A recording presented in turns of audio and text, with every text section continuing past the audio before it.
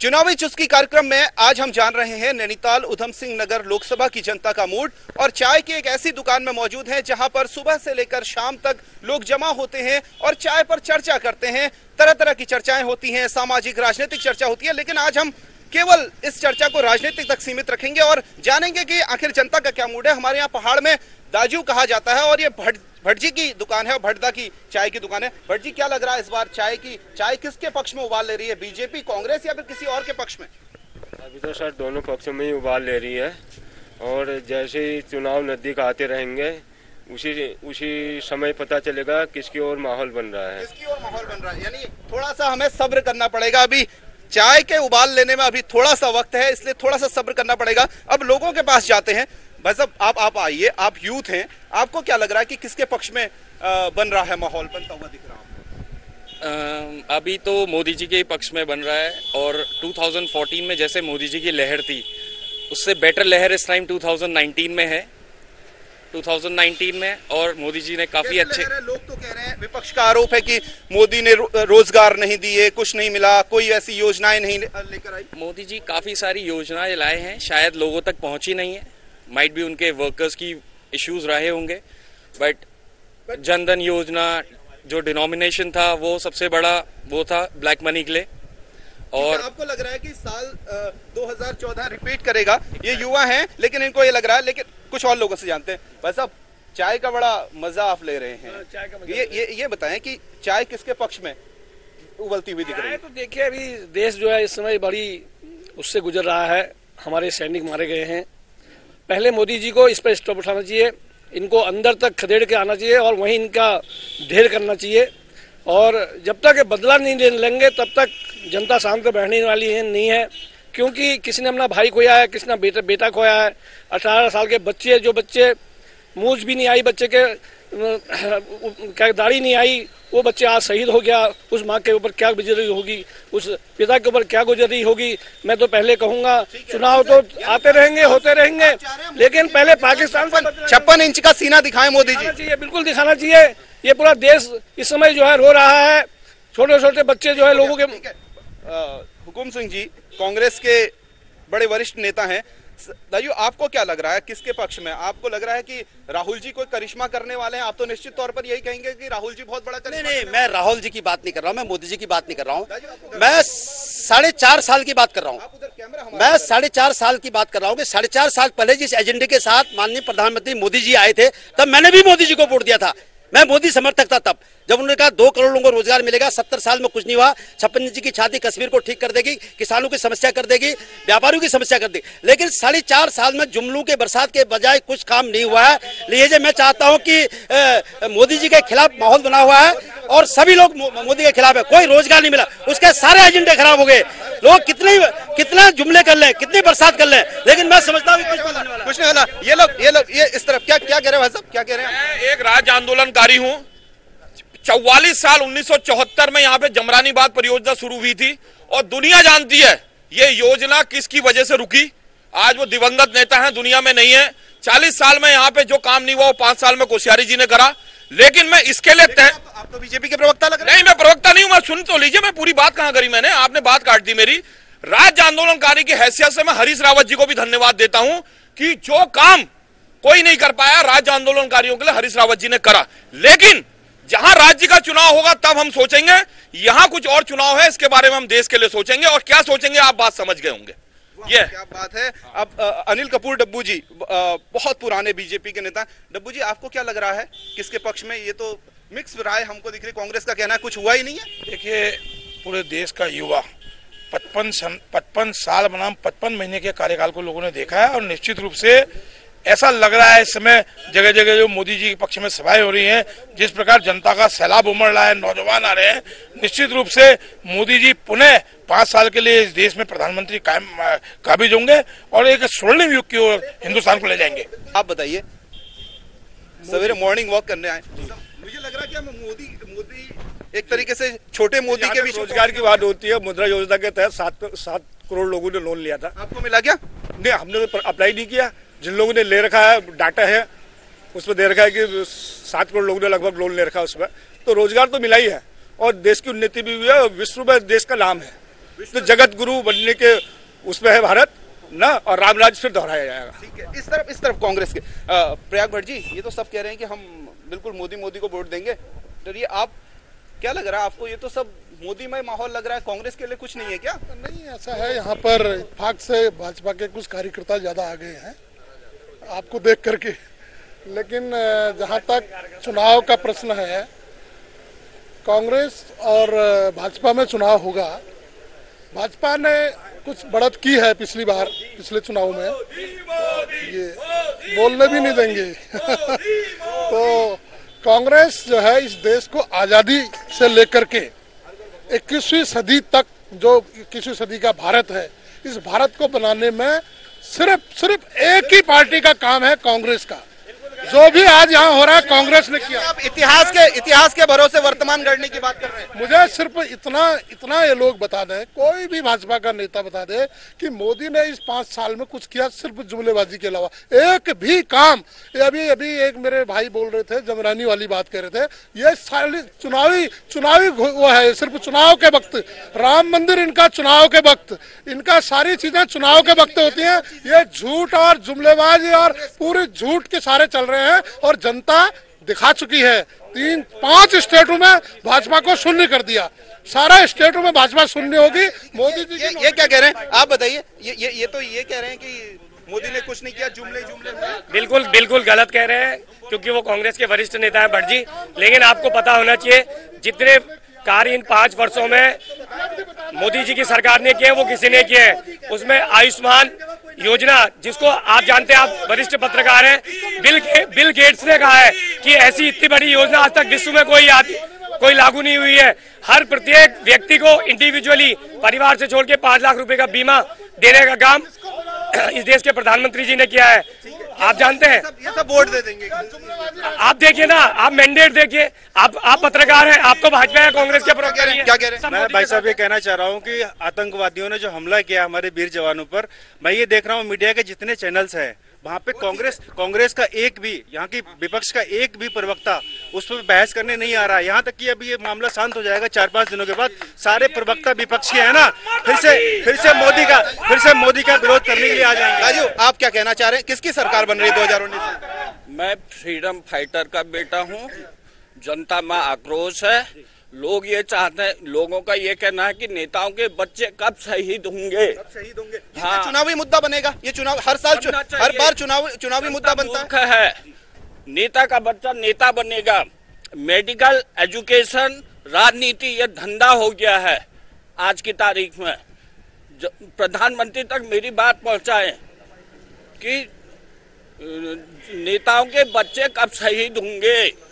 वो हम एक ऐसे माहौल में इस चुनावी चर्चा को शूट कर रहे हैं, इस चाय की चुस्की को शूट कर रहे हैं कि जिस समय देश में वाकई गमगीन माहौल है। बस प्लीज आप ये बताइए कि ये चुनावी मुद्दा बनता हुआ दिख रहा है आपको?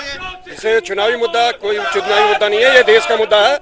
ये मुद्दा देश का मुद्दा है ना, चुनावी मुद्दा नहीं है। ये राष्ट्रभक्ति और राष्ट्र पर प्रहार हुआ है, ये गलत हुआ है और इसका बदला लेना चाहिए। और यही गवर्नमेंट है जो बदला ले सकती है, जिसमें इतना मुखर प्रधानमंत्री है, जिसने सीधे चैलेंज किया है। सर्जिकल स्ट्राइक इससे पहले भी हुई है, मोदी ने नहीं किया है। मोदी से पहले भी कई, अरे पूरे पाकिस्तान के 2 टुकड़े इंदिरा गांधी ने की, अटल बिहारी वाजपेयी ने, ये थोड़ा सा चर्चा जो है, क्योंकि इस समय ऐसा माहौल है कि पाकिस्तान विरोधी जरूर नारे लगेंगे, क्योंकि जिस तरीके से हमारे सैनिक शहीद हुए। लेकिन आखिर ये चुनाव, लेकिन बस प्लीज, आखिर अब इन लोगों से ये जानते हैं कि आखिर ये चुनाव जो होगा 2019 का, ये किन मुद्दों पर लड़ा जाएगा। भैया, मुद्दे क्या रहेंगे? आपको क्या लगता है कि 2019 के मुद्दे क्या रहेंगे चुनाव? सबसे पहला मुद्दा तो हमारी सीमा को लेकर है, रक्षा को लेकर है। सबसे ज्यादा हमें रक्षा पे देखना चाहिए कि पाकिस्तान को सबक सिखाना चाहिए। सुरक्षा हमारी सबसे पहला मुद्दा होना चाहिए, देश की सुरक्षा पहले है। आप किस पर? मैं कहना चाहूँगा, मोदी जी विकास रोक दो, पहले पाकिस्तान को ठोक दो, पाकिस्तान के सारे आतंकवादियों को। और मैं कहना चाहूँगा, जो देश में छुपे हुए जो हमारे सपोले है ना, ये भूल जाए कि हमारे देश में छुप के ये गद्दारी करेंगे। ये गलती से कहीं बड़ी ठंड हो रही है क्या? ऐसा है, देखिए, विकास अपनी जगह पर होगा और आतंकवाद का विनाश भी जरूरी है, क्योंकि आतंकवाद किस पर होगा? वोट विकास पर और भ्रष्टाचार मुक्त भारत और साथ में भारत की सुरक्षा परम आवश्यकता है, क्योंकि आज के समय में बिना सुरक्षित रहे न भ्रष्टाचार मुक्त हो सकता है और न देश की सुरक्षा हो सकती है। और इस काम को सब ये बताइए कि जो लगातार ये बात कह रहा है विपक्ष, यानी आपकी पार्टी ये कह रही है कि चौकीदार तो चोर है, तो इसलिए इस चौकीदार चोर है के मुद्दे पे चुनाव होगा, राफेल के मुद्दे पर चुनाव होगा या विकास के मुद्दे पर चुनाव लड़ेंगे? जो मुद्दा है ना, मोदी जी ने खुद जनता को मुद्दे दे दिए। 56 दिन की छाती, किसानों का मलबा, 2 करोड़ रोजगार और भ्रष्टाचार मुक्त भारत। जो इनके भाषण अगर इनको सुना दिया जाए तो अपने भाषणों में खुद ही हंसते रहते थे। स्मृति ईरानी कहती थी चूड़ियां बेचती थी, मनमोहन सिंह को चूड़ियां बेचती थी। मैं नेटवर्क एक मिनट मैं नेटवर्क 18 के माध्यम से आपके पास भी आ रहे हैं। पहले साल में आप क्या चाहते हैं? मैं नेटवर्क 18 साल में मैं नेटवर्क मैं आपको बताऊं, सबसे बड़ी चोट मोदी जी ने करप्शन पे करी है। करप्शन पे आज जो गांधी परिवार जिसपे कोई हाथ नहीं डाल सकता था, उनके दामाद से आज 12-12, 14-14 घंटा ईडी ने पूछताछ करी है। चिदम्बरम कोर्ट के चक्कर काट रहे हैं, तो इसलिए करप्शन मेन मुद्दा है, करप्शन पे ही चुनाव। साल 2019 में सरकार किसकी बनेगी ये तो पता नहीं, लेकिन फिलहाल चुनावी चुस्की में गर्मा गर्म बहस हम नैनीताल उधम सिंह नगर लोकसभा के लोगों से बात कर रहे हैं। राजू, क्या लग रहा है, किस पर वोट करेंगे इस बार? मोदी जी। क्यों कर देंगे भैया? मोदी को वोट राहुल गांधी है, मायावती है, मुलायम सिंह यादव है, यानी समाजवादी पार्टी है, किसको क्यों कर देंगे मोदी जी को वोट? सबसे बड़ा करप्शन भ्रष्टाचार मोदी जी ने ही मिटाया इस बार, क्योंकि मोदी जी जैसा प्रधानमंत्री इस देश में मिल नहीं सकता अभी। अरे आप बोलते तो होंगे, आप बोलते हैं या नहीं बोलते हैं? तो 2019 में भी तो आपको बोलना पड़ेगा। इसके पक्ष में बोलेंगे। मोदी जी ठीक है, बट मोदी जी का क्या है कि उन्होंने खाली बहुत सारे झूठे वादे भी करते हैं।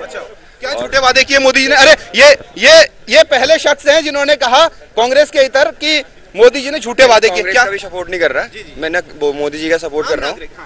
मैं कांग्रेस, अभी जो लड़के हैं बहुत सारे बेरोजगार हैं, उनके लिए जॉब वैकेंसी नहीं निकलती गवर्नमेंट में, प्राइवेट सेक्टर में जॉब बढ़ा दी है बोलते हैं। 10-12 हज़ार या 16 हज़ार पा रहे हैं वो लोग। कोई बीटेक करके, कोई कुछ करके बैठा हुआ है, तो उनके लिए गवर्नमेंट खुद से क्यों नहीं पैदा करती, क्योंकि जो प्राइवेट जो सेक्टर्स हैं उनको ज्यादा बढ़ावा दे रही है। ठीक बात है, ठीक बात है। सर हम तो बोलना चाहेंगे कि मोदी जी को वोट करें, क्योंकि उन्होंने आधार कार्ड से भारत को डिजिटल इंडिया बनाया और आयुष्मान कार्ड बनाए। इस प्रकार के निम्न सुविधाएं दी हैं, खेती फसल बीमा सुरक्षा, और इसलिए मोदी जी को वोट करना चाहिए। यानी ज्यादातर लोग जो है वो मोदी के पक्ष में बात कर रहे हैं, लेकिन ये जरूर है कि एक युवा से जब हमने बात की तो उसने ये बात रखी कि जो रोजगार का वादा था, सरकारी नौकरियां कम हो गई, तो निश्चित तौर पर कांग्रेस से बात करते हैं। राजू, आप बताएं, क्या वाकई नौकरियां क्या कम हुई हैं? देखिए, मैं बता रहा हूँ, हल्ला गुल्ला करना तो बहुत आसान है, लेकिन मैं 4.5 साल पहले मैंने भी मोदी जी को वोट दिया था। मैं समझता था कि 56 इंच की छाती कैसी होगी, रोजगार कैसे मिलेगा, भ्रष्टाचार कैसे मिटेगा। स्मृति ईरानी चूड़ी लेके मनमोहन सिंह के यहाँ जाती थी जब पाकिस्तान अटैक करता था। आज इतने लोग मर गए। पुरानी नई बात नहीं है, इसको जवाब देना होगा, मोदी जी को जवाब देना होगा, मोदी जी को जवाब देना होगा। आप क्या कहते हैं? 4 साल में तो कुछ हुआ नहीं,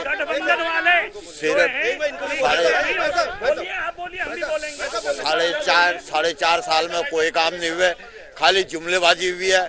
अब आजकल चुनाव नजदीक आ गया तो जबरानी का मुंह खोल दिया, जबरानी ये चीख रहे हैं। इस तरफ हम लोग चुनावी चुस्की कार्यक्रम बात कर रहे हैं, तो महिलाओं ने भी न्यूज 18 का एक कार्यक्रम ज्वाइन कर लिया। मैडम, आपको क्या लग रहा है, साल 2019 में आपके सामने नरेंद्र मोदी एक चेहरा है, राहुल गांधी एक चेहरा है, एक गठबंधन भी बनता हुआ दिख रहा है, आपको किसके पक्ष में बनता हुआ दिख रहा माहौल? मैं तो ये कहना चाहूंगी कि मैं वोट फॉर ओनली मोदी, मुझे मोदी ही आने चाहिए, और मोदी का इसको मैं पकड़ लूंगा, इसके लिए मुझे तनख्वाह मिलती है। मोदी जी का विकल्प कोई और नहीं है पूरे देश में, एक ओनली जो विकल्प है वो विकल्प होता तो आप दूसरे को वोट कर देते। नहीं, केवल मोदी। बेटा, आपको क्या लग रहा है? छोटी सी बच्ची हमारे साथ मौजूद है। बेटा, आपको क्या लग रहा है? मोदी जीतेंगे, मोदी। ये आप कह सकते हैं कि नरेंद्र मोदी का साल 2014 में जो क्रेज था, ठीक उस तरीके का क्रेज देखने को मिल रहा है। लेकिन बीजेपी भाई साहब, ये बताइए, जो विपक्ष आरोप लगा रहा है, वो कह रहा है कि कोई रोजगार नहीं मिला, कुछ नहीं मिला। क्यों नहीं आप लोग रोजगार दे पाए? सरकारी नौकरियों के अवसर कम हो गए। ये गलत बात है। रोजगार जनरेट किए हैं, अभी जो नया डाटा है आपने देखा है 28.5 लाख रोजगार 2018 और 2019 के उसमें दिए हैं। ये कांग्रेस का, कुछ तो लोग कहेंगे लोगों का काम है। जुमलेबाजी हो रही, जुमलेबाजी। मोदी को जवाब देना होगा। जुमलेबाजी हो रही है तो सारे गठबंधन के महाचोर इकट्ठे क्यों हो रहे? मोदी इनका जीजा जेल जाने वाला है। इनका मोदी में कुछ ऐसा है, सारे चोर इसीलिए इकट्ठे हो रहे हैं। माइक मत पकड़ो, ऐसा है ये 56 इंच की छाती भारत को डराने के लिए है। इनके पास भारत को डराने के लिए है। ये जो विदेशों में काला धन था वो तो ला नहीं पाए। इन्होंने जो वायदे के भारत को डरा रहे हैं। वारसी जी एक अखबार के संपादक भी है, आपको क्या लग रहा है पत्रकार के तौर पर कौन आ रहा है? देश सुरक्षित मोदी, देश विकसित मोदी, देश सुरक्षित मोदी, देश विकसित मोदी। नहीं, आप एक पत्रकार के तौर पे बताइए ना, आप तो पार्टी कार्यकर्ता के तौर पे पत्रकार, आप पत्रकार अखबार है, अखबार निकालते हैं। युवा वर्ग जो है सब जो है मोदी जी में विश्वास करता है, इसलिए मुझे लगता है कि जो मोदी जी ही वापसी करेंगे। एक तरीके से जो चर्चा का निचोड़ निकल के आ रहा है वो पक्ष में तो माहौल यहाँ पर कम से कम हो सकता है कि हम ऐसे लोगों के बीच में हों जो कि बीजेपी आइडियोलॉजी यानी राइट विंग की आइडियोलॉजी से प्रभावित हों, लेकिन ये निश्चित तौर पर है कि नरेंद्र मोदी सरकार ने पिछले 5 साल के भीतर कितने रोजगार दिए, कितने नए युवाओं को रोजगार मिले, कितने नए लोगों ने रोजगार शुरू किए, ये अपने आप में एक बड़ा सवाल है। कुछ लोग इस तरफ हमारे साथ मौजूद हैं। भट्ट जी आप इस तरफ आइए, आप ये बताइए कि किसके पक्ष में माहौल बनता हुआ दिख रहा है, क्या लग रहा है नैनीताल में? मोदी जी के अलावा कोई विकल्प नहीं है इसमें देश में। विकल्प होता तो कि आप और दूसरी तरफ भी देखते सर, दूसरी तरफ देखने लायक कोई माहौल ही नहीं है। सभी 21 ताकतें 22 ताकतें सब मिल करके केवल इसलिए सामने आ रही हैं क्योंकि मोदी जी जो कर रहे हैं देश हित में कर रहे हैं, चाहे वो स्वास्थ्य से संबंधित हो, चाहे शिक्षा से संबंधित हो, चाहे देश के।